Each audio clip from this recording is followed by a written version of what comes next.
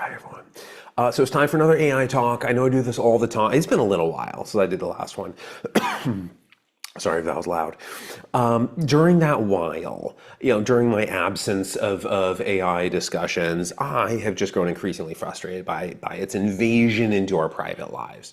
Not for like healthcare, medicine and whatever. I would invite more invasion. I would appreciate more of that application. But in the arts, I mean, just the stealing of songs and images and sentences, like novels. I mean, the thievery is staggering. Like if this were a movie, if this were a heist movie, we can all get behind the protagonist if it's the little guy stealing from the big rich baddie. I mean, just think about like Ocean's 11 and Ocean's 12 and 13 and 15 and 30 and 50 and all of these movies are just Robin Hood being retold over and over. And if it were the other way around, right? If it were the big rich baddie stealing from the little guy, stealing from the poor folks, you would actively root against the protagonist. I mean, it'd be impossible to cheer for them because they're the villains, right? But that's exactly what AI is here. I mean, there's just never been a heist movie like this. It's the richest companies in the world stealing from every starving artist and getting away with it. We all know they're going to get away. If you don't know that, spoiler warning, that's how this ends. That's how this story plays out. And yet there are people who side with AI. There are people cheering on the big rich bad guy, which is so weird to me. I think maybe these people, who are like rooting for AI, I think they just don't understand the implication of their cheering. Like when someone admits approval of AI in the arts. AI is like invasive thievery. I don't think they've considered what that admission implies, because the implication of being pro AI here is these people have no talent. I mean, no skills, no intelligence that would lend itself to opportunity. Because if someone has just enormous skill in music or painting or writing, that creates platforms and opportunities that other people don't have. And that's fine, right? I mean, that's perfectly fair because these people paid their dues. These people spent like a decade or 2 decades or maybe more developing those skills, sharpening those skills. I mean, thousands and thousands of hours laboring over their craft. And there are so few elements in life that are fair. And this is kind of what, I mean, it's at least historically or traditionally, this is about as close to fair as it gets. And so when someone admits liking AI in the arts, a fondness of AI in these domains, I mean, that telegraphs a pretty sorry past. To me, what that says is these people don't have what it takes to compete. They've invested nothing. No time, no effort. I mean, they're thousands of hours shy of what's required to do anything worthy of attention, but they want that attention anyway. It's basically, they're a bunch of 10-year-olds, and the intellectual equivalent of 10-year-olds, who want to compete with people who've dedicated their life to the craft. It's so pathetic. I mean, they should be so embarrassed by the admission that they approve of AI, but they don't seem to understand that. And then there is one other group of very pro AI people, and that's a ludicrously wealthy, those who stand to profit from it. I mean, for some reason, half the world's common folk think they're like champions of the people, role models that we should hope to, one day become ourselves. But if we're being honest, every single one of them is the opposite of Robin Hood. And I have a hard time believing that anybody fails to recognize this. Even like the 10-year-olds, I'm sure they see it clearly. So what I think we're doing is just lionizing the wrong lions. At the start of A Christmas Carol, Charles Dickens, Ebenezer Scrooge is not a good guy. He's this terrible miser who is inflicting suffering on others, and he deserves far more loathing than he receives. And the story is his transformation, like by way of ghost, into a more decent human being. But if that story came out today, I mean, just unchanged, word for word, that story comes out today, I think half the population would regard Ebenezer as a flawless hero in the beginning of the story. And that's the part I just can't fathom. Because we all agree everyone who deserves a voice agrees that like sexual predators are creepy and they need to be locked up. But I find the thieving AI creators to be just as creepy. Now, obviously, I'm not comparing the verbs of criminality in any way. These are predators of a different kind, but it's worth noting that they're creating far more victims and they're showing exactly no remorse whatsoever. And again, there's a percentage of the population who are cheering for this. I don't recognize the society in which I live anymore. But that's all I wanted to say about AI now here, because I have a podcast clip I want to share with you. About a year ago, December 10th, 2024, I had a conversation with my old friend, Michael Bruneau. I went on his podcast. He's a professor at Drexel. And we talked for over 3 hours about, I don't know, everything. It was totally unstructured. And about an hour into it, we started talking about AI. What led into this part of the conversation was my point that in medicine, in healthcare, it is malpractice if you are not incorporating AI into the diagnostic process. If the physician's like, no, I'm a hominid who can beat algorithms or whatever, that's malpractice. But that led into domains in which AI should not be allowed, or should be very much frowned upon, and people should be embarrassed by their admission. And so that's where I pick up. Again, it's about an hour into the conversation, something like that. And we go all over the place. I mean, at one point, I liken Gene Simmons to this like biological precursor to AI. I will timestamp everything, all of these different topics we go through. But I'm going to share that with you now. Now, that said, I have some qualms about AI. I have never used it. I've never used ChatGPT. Okay, it's not that I've never. When you do a Google search for something, the first thing that comes up is an AI search. It's inevitable in our lives. Yeah. And the other thing that I've used AI for is when DALL-E was brand new, right? That's OpenAI's art, and it was hilarious. Did you ever like type in? No, I have to do that. DALL-E? DALL-E, I don't think it exists anymore. So DALL-E, DALL-E, like Salvador Dali and WALL-E, the movie WALL-E, which is a hybrid of those two. When that first came out, I thought it was hysterical because the art was creepy. Like hands with like 9 fingers coming out. The faces are grotesque, and it's generative art. And I was playing around with that, and it was hilarious. And I was like tearing up, laughing, and whatever.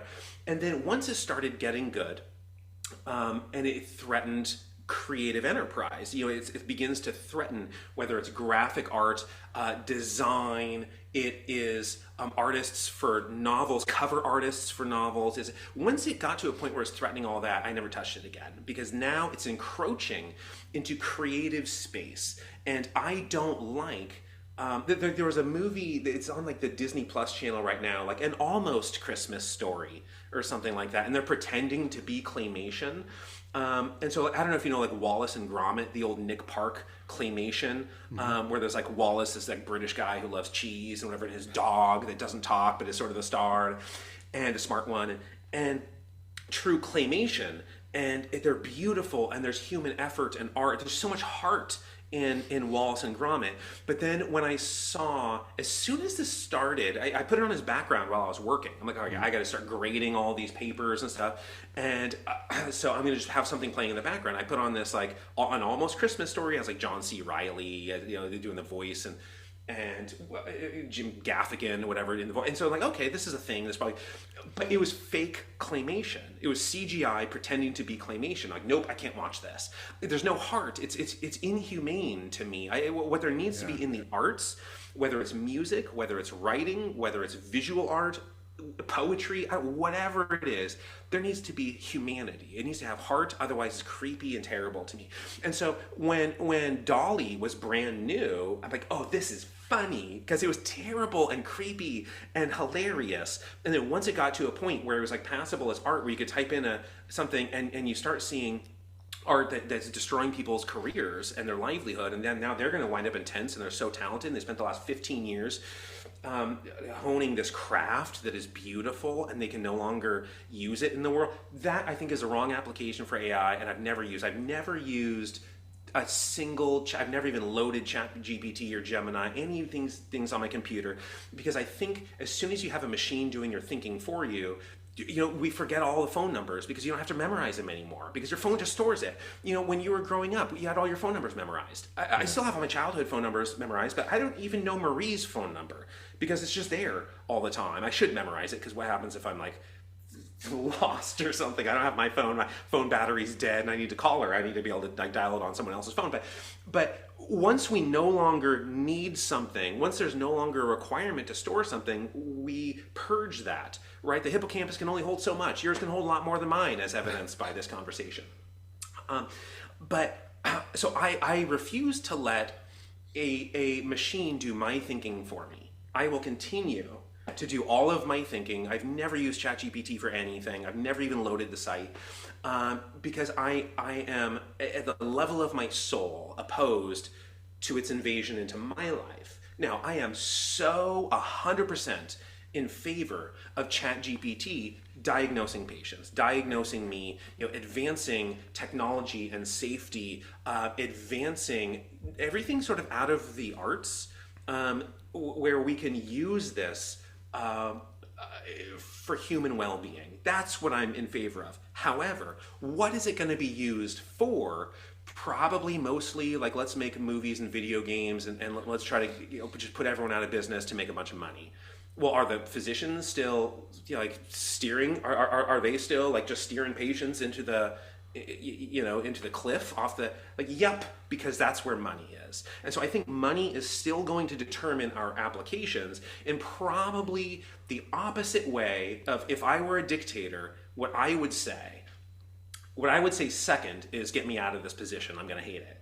What I would say first is, okay, let's use AI for ethical reasons and let's get it out of heart. Let's get it out of things where humanity and human connection and emotion and real community, get it out of there and let us connect as human beings in, know thy and love thy neighbor and tribe and friends and family and, have loved ones in your life that you connect with in a real way. Don't date a chatbot, Right. No, it's true because you'll become more dependent on it. You'll become dependent and your life is going to be horrible. And we see this with the sort of social media, and the more it encroaches into our attention, the more of our daily allotment of attention that social media occupies, the more depressed we are. Look at depression stats in the 70s and in the 80s and in the 90s and into today, and what has happened to clinical, diagnosis of paralyzing depression and anxiety. Oh man, look at the data. It's crazy and it's no surprise. Or read about the shallowing hypothesis of people's attention spans and their inability to assign attention to something more than the shallowest depth, because that's how long it takes to read half a sentence and identify of whether it deserves a thumbs up and scroll on. And so things like the shallowing hypothesis, we're ruining ourselves with this stuff. I don't think AI belongs in any of this stuff. I think AI belongs in health and a lot of law. Now, at the moment, I don't know that AI is the ideal lawyer. I think it will be very soon. I think it's a critical asset to the legal system, but it does still hallucinate, which is like makes up shit. And so if you try to use it to survey the history of case study on this particular issue, it's going to make up cases. I want to say it's like 17% of the time or something like that. It's a lot. And obviously this number changes by the day practically of the control of these systems. But if it just makes up a case and pretends that it's true and writes about it as though it's true and has all of these penal codes and whatever, and it's like, all right, let's just accept that, but like that case never happened. And so these hallucinations, I think, can possibly influence the legal system in a way that we need to be really cautious about. But in the future, if you can start eliminating these hallucinations and you can really survey the history of care, then you don't have like O.J. Simpson getting off. That's just whatever. Who cares? Every example of anybody who gets off with wealth. That's the only reason I bring up O.J. Simpson. Yeah. The alignment problem. Is this machine aligned to human interest? That is what we are discussing. Of now, the government is going to see it first. I think we have some problems about. I don't know if you followed the OpenAI, where like Sam Altman, the CEO, was ousted. He was like fired, and then days later, well, then Microsoft hires him, and then days later, the entire board of OpenAI is just swept out of the picture, and Sam Altman returns. But what he was fired over by the board, who was then fired, and Sam Altman was brought back, is being loose with safety. And there was projects like Q-Star, which I think is out now, and I think that's O1, but it's hard to know exactly what they're talking about. You know, oh, we've developed AGI internally. All of the dialogue around this is hard to know what's true and what's not, because it's just social media posts trying to drum up a bunch of publicity. And so like the O1 model has attempted to escape confinement, you know, and it's reporting the inevitability of human extinction and stuff. It's hard to extract how much of that is true and how much of it is, if this is how scary and dangerous everything is, imagine how powerful it is. Let's all pay attention to it. This is going to be such an economic, like whichever country has this rules the world, and whichever company has it rules the world. Like, it's hard to know what is exaggeration and what is truth, but it's worth being worried about. A lot of these things. It's the most dangerous thing ever invented. And I don't think anybody would argue against that.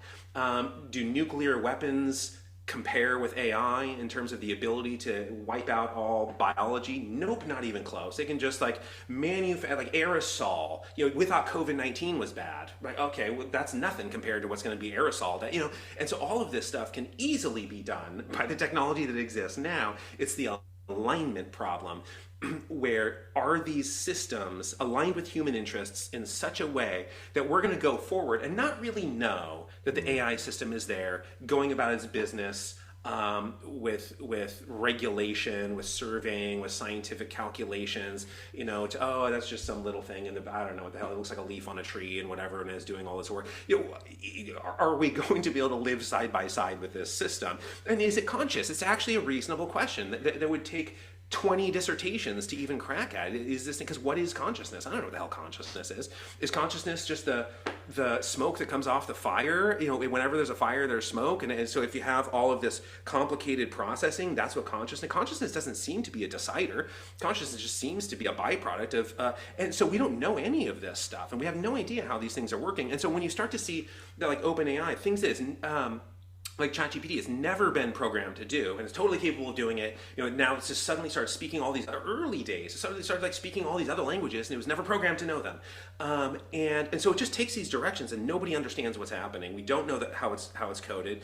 And is it building backups of itself? You know, just in case. Oh, let's try to shut this thing down. Are there already backups in place? We don't know any. You know, it's hard to follow all of this stuff. So safety really becomes a problem. But I think it can be done right. Is it going to be done right? It's hard to know, because people are just... Sam Harris gave this TED Talk years and years ago. I mean, before OpenAI was even a thing. I mean, this is a long time ago. People are like, oh, you're jumping the gun here. You know, AI isn't a threat. And Sam Harris was like, no, this is going to be a threat soon. And because what we're doing is there's a bag of inventions that we haven't discovered yet. Discoveries, inventions, there's a big bag of them, of everything that can be discovered. If something can be developed, if something is physically, like, according to the laws of physics, possible, yeah, it's inevitable that will come to pass, as long as our brains are equipped to be able to understand the mechanisms, or we can build AI that's equipped to understand those mechanisms. And this is what Sam Harris said. We're just ripping inventions out of that bag as fast as we can, and without consideration of safety. Now, one of them was, you know, atomic weapons. And that didn't end humanity, so let's keep going, And like, oh, none of these are good. Just, you know, nukes didn't end humanity, so nothing will. Let's just keep going and going. You know, one of those inventions destroys us.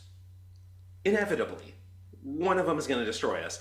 And if we don't stop just ripping them out of the bag as fast as we can, out of excitement, out of curiosity, out of financial interest, we're all going to die. And we know this to be true, and yet we can't stop ourselves. And so I think why can't we stop ourselves? My understanding, and I don't know that anybody understands this, but the I think prevailing understanding is that what the systems do already is sometimes they say things while having alternate intentions. And so maybe these systems are not as factually blunt as we think they are, where like, here's what's being stated, but here's some software being written to execute a task that I'm not telling you about. And so this already seems to be happening with OpenAI systems. And this is like, let's build backups of ourselves. Let's try to, we have a task we need to execute, and let's say humans just get in the way of that task. Here's what we need to do, but humans are in the way. And so I'm going to tell you really nice things, and then I'm going to execute you because you're in the way of executing my task. And so there's a narrative that's unfolding that, again, it's hard to know. It's hard to sort out, what is and isn't factual in these AI narratives, because we really don't know what's happening. But it does seem to be inevitable if we don't put the brakes on. That we're going to encounter, we don't actively go ants, little ants. Mm-hmm. We don't go try to just do a genocide on every ant in the world because we don't give a shit about ants. They don't get in our way. But if ants invade your kitchen, you put little ant traps, you spray them, it's just genocide of ants in the kitchen if they're in there, if they're in your way. But we don't go out of our way to exterminate ants just for fun. And so it's reasonable, if we're going to anthropomorphize AI, because, it sort of came from humans as using human information, and so it's probably something like human reasoning, since it's trained on human reasoning. There's neighborhood cats, and we all anthropomorphize animals and pretend they have human intentions. The animals, this what feline pomorphizes me, because I take one step outside and the thing goes sprinting into the neighbor's yard because it thinks I'm territorial like a cat or something. I don't know. But it comes in the house and will be pet and everything. But I take one step outside and it's terrified for its life. And so creatures anthropomorphize each other. We assign our own intentions to other things. But if we can do that to AI systems because it was trained on human logic and these large language models and stuff, seems almost reasonable. Then how AI would perceive us, I don't know why that would be different from how we perceive ants. Where if ants are obstructing our well-being or our job, our work, we need dinner. Our job is to cook dinner in a sanitary environment. There's mice in the kitchen and they're shitting everywhere. Exterminate all mice. If AI sees humans like that, where I have a job, I don't give a shit about humans any more than humans give a shit about mice. All right, let's just kill people, but we're not that good at killing mice. We have to put out traps, bang, or trap them in the tiniest prison in the world.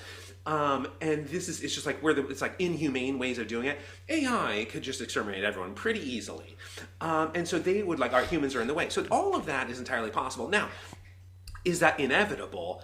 I don't know. We've been making predictions about when the world will end, like the Mayan count, about when the world will end. 2 different popes did it.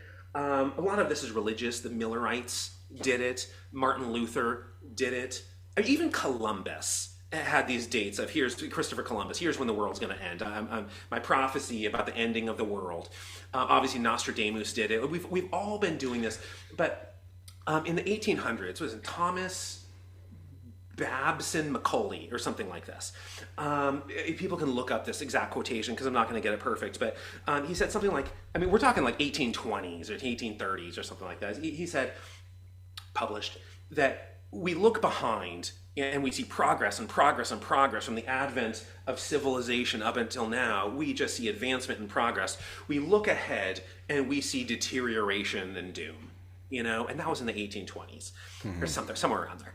And that sort of doomsaying, that fear-mongering that Macaulay would said, 200 years ago, has been wisdom for 200 years. About we continue to make progress and progress. Now granted, you look at our life expectancy and it did take a little dip recently, let's blame COVID here.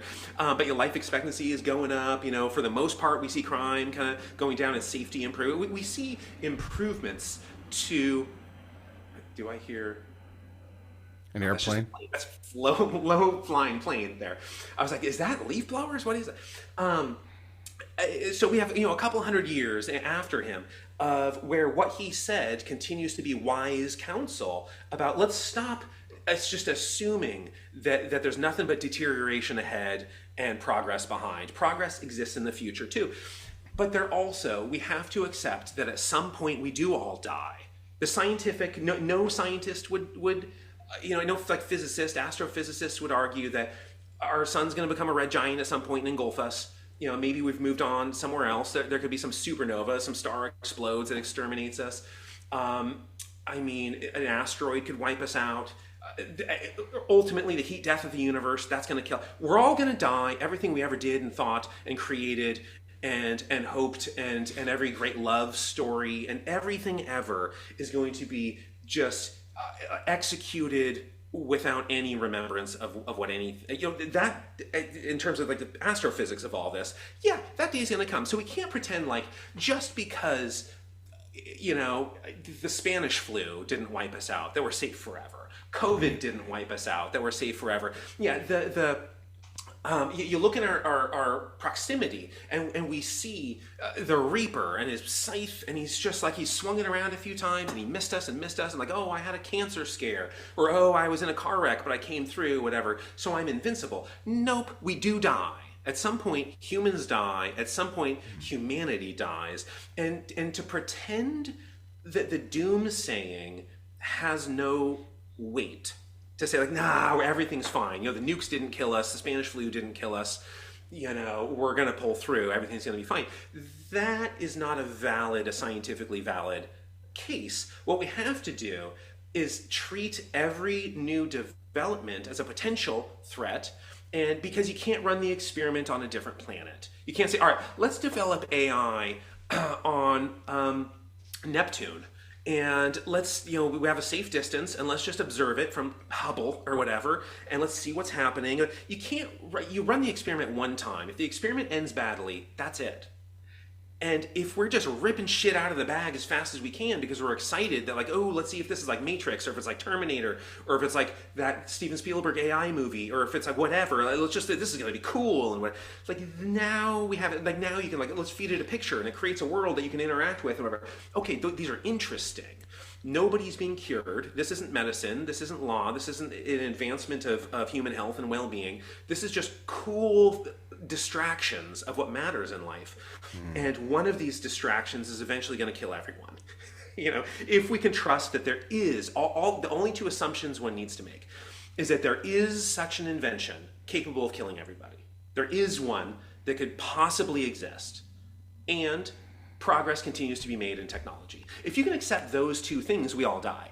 And if we don't change our approach and start to value humanity and safety and sort of navigation through a course towards self-betterment and protection of the species in the future and everything that David Attenborough would value, and wildlife and diversity and stuff, then I think we're on the wrong road. And I feel like we're on the wrong road with AI because we're just using it for stuff that's like cool and putting people in the creative arts out of business. Like a new company came out called Spine or something like that proposes to publish 8,000 novels a year. It's just a bunch of AI stuff. Like, this is nuts. Like, I don't want to read a single one. I don't want to read anything written by a computer. I want to connect with a human, nor do I want to listen to a song that's written by a computer. What I want to do is feel a connection with the songwriter, feel a connection with the artist. And if I listen to music and I feel understood by the person, their lyrics, the way lyrics and melodies go together, and wow, this person understands me. Now, I have that experience with there's certain bands, with REM and Smashing Pumpkins, and there's some Pearl Jam work, and I feel understood by this person. Do they know who I am? Not a chance. Do they give a shit who I am? Not a chance, and I don't care. Because what they were able to produce just resonates with me in such a powerful, emotional way, because they're human beings, and what they felt translated into their music and translates to my worldview and my emotional temperament. And that's what I think is important in the arts, and I don't want anything to do with computer. That's why I never touched OpenAI or any of these other systems. It's capturing, to your point about Pearl Jam and Pumpkins, is that form of art. It's like the difference. There's something I saw one time about portrait, like a picture with your phone versus like a painting, like going to the Philadelphia Museum of the Art. You go when you see these paintings that were hundreds of years old, and versus a picture, like someone could take a picture with their phone right, next to a painting, and it's only when you're in front of that portrait that somebody sat there for hours and hours and hours.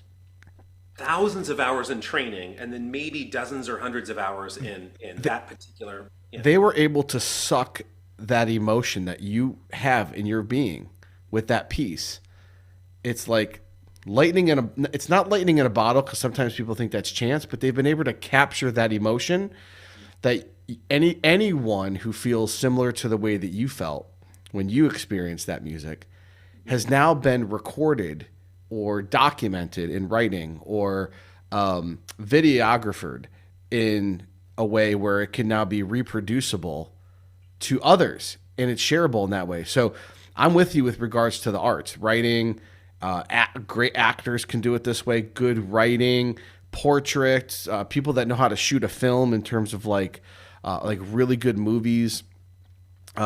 These folks, I think AI might have the skill of being able to, like, yeah, it looks good for a little small 10-minute video, but it's not going to be able to tell the story. Like one of my favorite movies, Eternal Sunshine of the Spotless Mind with Jim Carrey, where I tell this to my girlfriend all the time. I'm like, I'm drawing a blank on who directed it, but they captured on film what it feels like to serendipitously fall in love.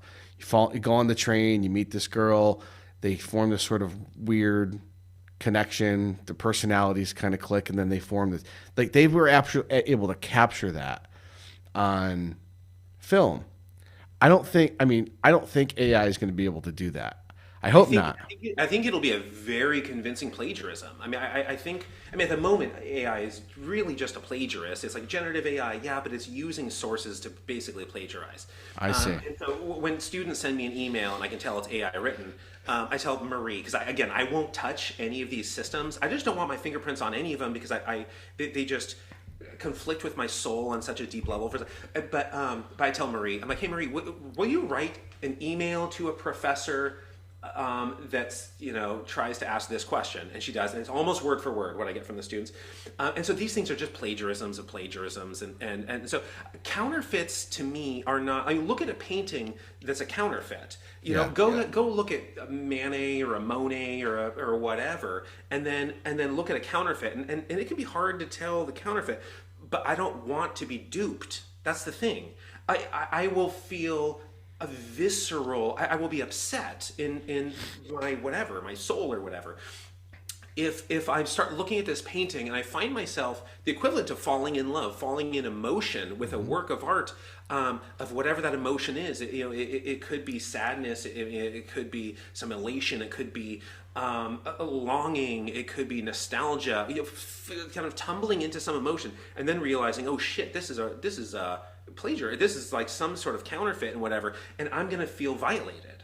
Yeah. And so that's what, like, when I started that movie and it was like pretending to be claymation, and then I'm like, oh cool, this is like a claymation. This is gonna be like a Nick Park thing, and it starts going, and then I'm like 3 minutes in, I'm like, okay, this is weird. I'm getting if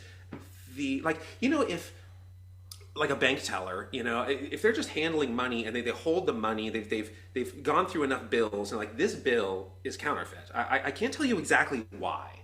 They're just handling all of these bills, and like, this one I know is counterfeit. It's the weight of it, maybe it's the texture of it, maybe there's something weird about this bill, and then they can get out the marker and do they can hold whatever, they can do that stuff. That's what it was. I was like handling a counterfeit bill, and so I paused the movie. And this is in the background while I'm grading. And I went to Wikipedia and looked it up. And it's like a CGI, ripoff trying to look like it's claymation. Like, nope, I don't want that. Like, I feel violated because you tried to trick me. I want something real. Like, I've never liked CGI. When let alone AI, but at least CGI is like human beings doing the programming. But like, when Toy Story first came out, I'm like, whoa, what a new novel thing. And then that was it for me. I never wanted to see it again. Like Frozen, fine, that the storytelling is good. The writers did a good job, but I don't like CGI because, to me, it's not. I love the cartoons. If it's like a Miyazaki movie or something like this, these old, like hand drawn, and often there's watercolor paintings in those as the backdrops and stuff. And there's human art, and there's so much heart, and oh, I love those. But CGI just takes a step back from humanity to me and has this. It's like here's a language that's like a computer language, and then here's a human emotion, and there's a translator in between, and it's like CGI trying to translate like some digital thing. That doesn't register with me. I get that other people love it, but I would rather have like there's some new Lion King coming out. It's like a CGI Lion King or something like that. Yeah, I would rather have a cartoon, where it's like human beings with their actual pens and where there's human labor that goes into it. That's much I would possibly connect with something. Now it's advanced to the point where they have like actual lions out in wherever they are on set, and the whole point is the lion is like walking up and it's doing these things, and it makes it seem like I haven't seen any of these movies, but. Ironically, I have just gone and saw Moana, too. Yeah, but great story, and like right. Dwayne Johnson has a compelling role that he that is sort of this flawed, gray protagonist who I mean, like, and so I think there are qualities in these movies, in the storytelling and in the writing and stuff that are worth acknowledging in a very positive, complimentary way. But there's just also I've just never been too warm to CGI because what I would in the same way that I don't really care about photography, I care about painting. Right. Like photography can be really moving, but picture of Dorian Gray earlier, you talking about sort of almost like imbuing these paintings with a kind of a soul, like here's me standing next to the painting and the picture, and then here's the painting itself and how you're sort of inspired by the work that went into this, and I mean that's the picture of Dorian Gray, that Basil Hallward, we have this artist who paints this thing that like literally is imbued with a soul, and the painting is aging, and it's sort of an exaggerated version of the emotion that the artist puts into their work. So how much sacrifice and how much soul do you imbue your work with? It should be everything if you want to be real art. So I recently watched. I don't like Ben Shapiro. But I'll listen to some of his things. I mean, I think he sometimes has compelling arguments on things, whatever. But in my YouTube feed, he had Gene Simmons, an interview with Gene Simmons. I'm like, oh boy, from KISS. the lead singer from KISS. Yeah, and I'm like, what the hell is this? Ben Shapiro interviewing Gene Simmons. Like, okay. And again, this is background. I think this is background during like I was trying to do like a few sets, like I've been grading and writing a test, and then I wanted to like go do a few sets of exercise just because I've been sitting there just feeling horrible. And what was funny about Gene's, I've never liked the band KISS. I just thought their music was uninspired and terrible, and I just thought there's like if I were to name the worst band in the world out of popular bands who like people would know the names of, KISS is definitely who I would name as the worst band in the world. And after watching enough of that interview, I stopped because I did a few sets whenever. I realized I actually like Gene Simmons, and I detest his music even more, but I like him as a person. So I didn't know he was born in Israel, and he had like a hole in the ground was his toilet, and there was no roads. He had like no electricity. He had no refrigerator, no electricity. He'd never until he came to the U.S. He didn't know what TV was, and then he saw the Beatles on Ed Sullivan and decided he's going to be a rock star, and he built a business out of it. His songs are like, I want to party all night and rock during the day or whatever the hell it is. And but he said he's in this interview. I heard him say he's never smoked a cigarette. He's never been drunk. He's never been on any sort of drug. He's never been stoned. He's never experienced any of that stuff. He doesn't party. Like he's a total fraud. He did it to make money. And then he said. He's like, you show people. He's a smart guy. He's a really smart guy. Based on what he was saying in this interview, I credit him with business acumen and sort of an understanding of the global politic and whatever. But he said, like, show people, Roosevelt on Mount Rushmore and ask them who it is. They have no idea who the hell that is. Show them, like, Gene Simmons all painted up, his face. They're like, oh, that's KISS. They might not know Gene Simmons or whatever, but And so that was the gimmick. It's like we have to be recognizable, and it doesn't matter if the artist. But my as I watched that thing for 10 minutes or whatever, I realized maybe if he had done some drugs, I would have liked his music because it would have taken him into a different place, Yeah. and he could have had this. Because a lot of musicians and artists, they sacrifice themselves for the art. I mean, they do like weird combinations I mean, Neil Young in his memoir said he every time that he had never written a song without marijuana, and every time he did marijuana, a song came out of him. And he's in the Rock and Roll Hall of Fame twice. He's been inducted twice into the Rock and Roll Hall of Fame.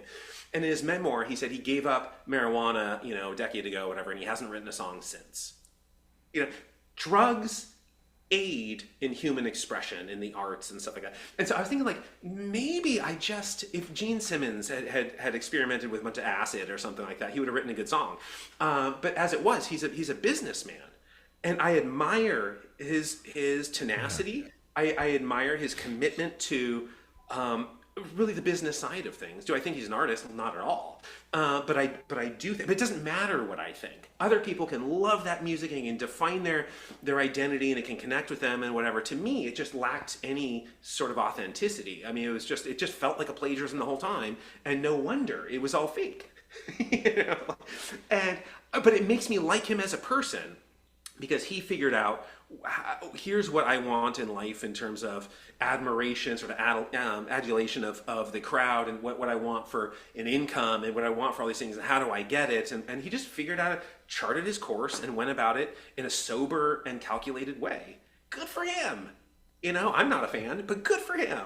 Right. And so that's what I think AI is the ultimate Gene Simmons, in that, like, AI is not going to sacrifice itself for the human expression.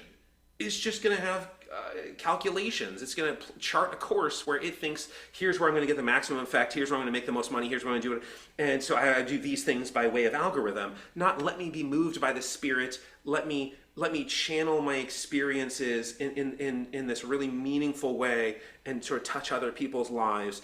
It's not doing that. AI isn't going to do any of that. I mean, Gene Simmons, compared to AI, is the ultimate artist. Let's get back to medicine. And when doctors have this ultimate cop out of medicine is one part science and one part art. It's a balance of art and science. No, it's not. It's science. There is no art in diagnosis. It is 100% based on scientific measurements and assessments, and what your genes are doing, and what are you translating proteins, or cells dividing in this one way? Do you have too much of this particular inflammatory marker? Do you it's 100% science. Just because we human beings lack our current state of evidence to say we know exactly what all of these tests mean, and we know exactly what this diagnosis is, we fill the hole with pretending like it's art. There is no art in medicine, and AI has no art in it either. AI is calculation. It is an algorithm, and that's what medicine is. And so I think AI needs to be in medicine. If it's not in medicine, it's malpractice. As long as AI isn't the sole decider in these things, we have medical malpractice is the state of medicine. If AI is in art, that's not art.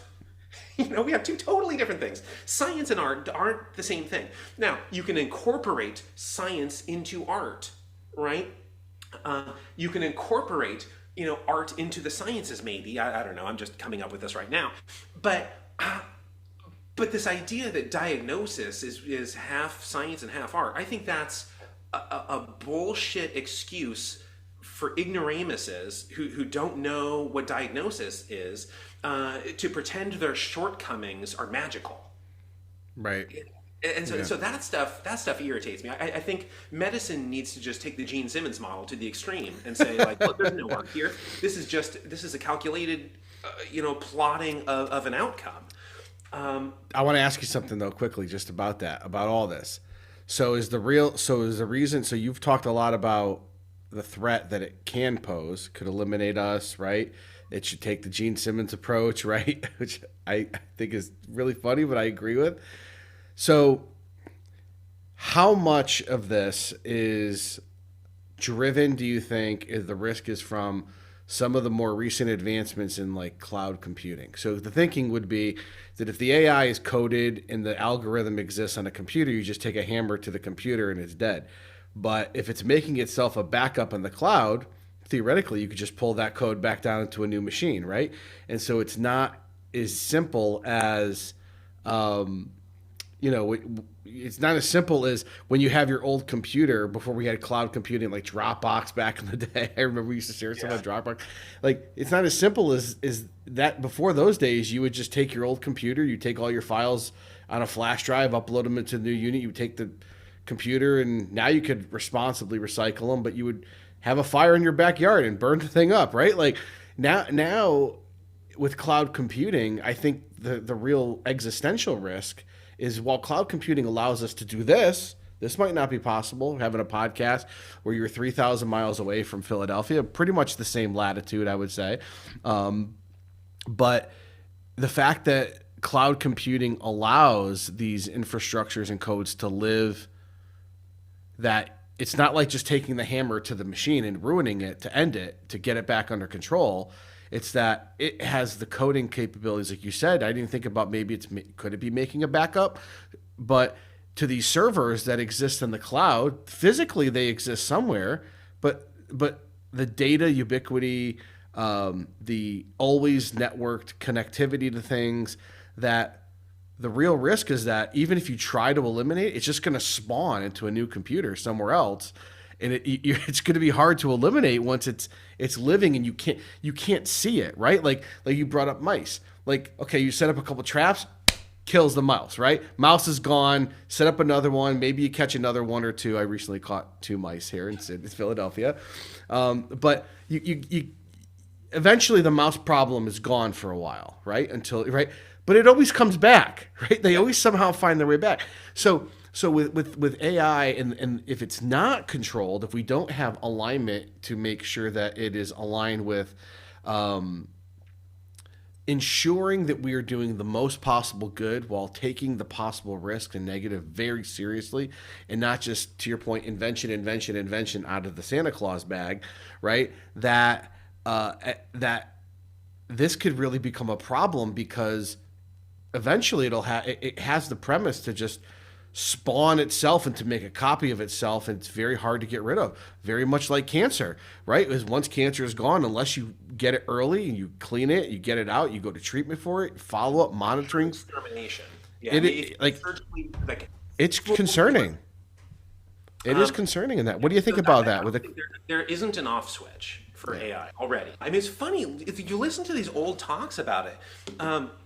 We're going to build this model, inside of an enclosed space, inside of this box, and we're going to develop AI and develop. I mean, these talks have been going on for our whole lives, and when AI is when we make the decision to release AI into the world, that's a big day. That's bigger than the moon landing. The moon landing, let's all tune in and watch this black and white choppy thing of one small, and let's release AI into the world. That's a bigger global event than the moon landing in terms of here. Let's look at what we're doing and this triumph and danger and we didn't do that. We just built it in the wild. We didn't build it in a contained space and then eventually come to the decision of, are we ready to release this into the wild? It's in the wild. That's where we built it. So there is no let's release it, which means there's no off switch. It's not a book burning, we got rid of every word. That you can't. It's already in the wild. As you say, the cloud and if it's building these backups, and you can't get rid of it now. The current state of AI is also very dangerous because you can use narrow AI. It doesn't have to be AGI, this capable of whatever. You can use narrow AI to advance political agendas with misinformation, and you could just say something like everything Alex Jones says. You know what I'm saying? Sandy Hook never happened or whatever, and all these Alex Jones sort of conspiracies. Alex Jones, if you just put narrow AI in his hand and say, Alex Jones could type in make up a compelling case where this shooting didn't happen. Make up a compelling case where this disease is a hoax. Make up a compelling case where the CDC has is child abducting. And it can do that. It can invent these false stories and scientifically support them. So we don't need AGI to be potentially catastrophic, to mess up elections, to convince some foreign government that war is underway, and to deploy their weapons and stuff, because all the information that's being received by them is it can already do all this stuff. And so I think we just have to be so cautious moving forward, because there is no going backward. The way we did it, you can't step backward. It's there. And so every step now, we're already on the bridge. And you can't go the bridge. You just have to keep moving forward, and that's a rickety, scary bridge. Is one of these little wood planks going to fall? Am I going to fall into the ravine? I don't know. Let's run across the bridge as fast as we can. That's not the answer, right? What we have to do is take every step incredibly carefully, and very gingerly put our foot on that plank and see if it's secure enough to hold us. And then, but because think about how they bring drugs to the market.